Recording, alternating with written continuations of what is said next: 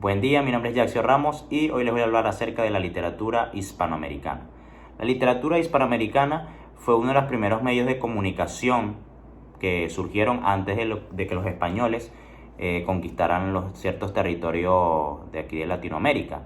De hecho, de aquí nace el lenguaje, y no solo el lenguaje verbal, sino el lenguaje escrito, el lenguaje gestual, y esta se divide en varias literaturas. Está la maya, la náhuatl o azteca y la inca. La náhuatl o azteca nace en México y de hecho en estos tiempos existía un grupo de aztecas que fundaron una ciudad llamada Tenochtitlán, hoy Ciudad de México. Hay muchas referencias a la literatura azteca y a la cultura que seguían estos indígenas, que de hecho es la más reconocida, la más importante, o una de las más importantes actualmente. Tanto así que en la Ciudad de México hay un estadio llamado el Estadio Azteca, donde juega el Club América, un equipo de fútbol, y hay varias referencias a los aztecas en este sentido y cómo influye en la cultura de México, y ha sido tan reconocida a nivel, no solo a nivel de Latinoamérica, sino también a nivel mundial.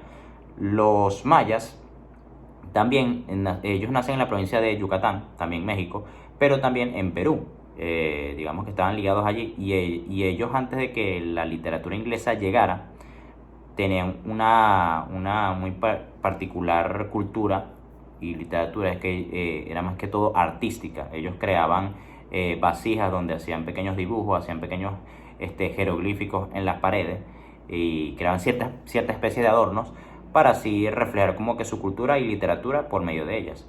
Y los incas no tenían como que definido un sistema de lenguaje, pero sí tenían una buena manera de comunicarse a nivel oral. De hecho, la inca se diferencia mucho de la maya y de la azteca en este sentido, porque cabe destacar que esta no tiene ninguna ligadura a ellos, porque no nace en México, sino que nace en Perú y en Ecuador.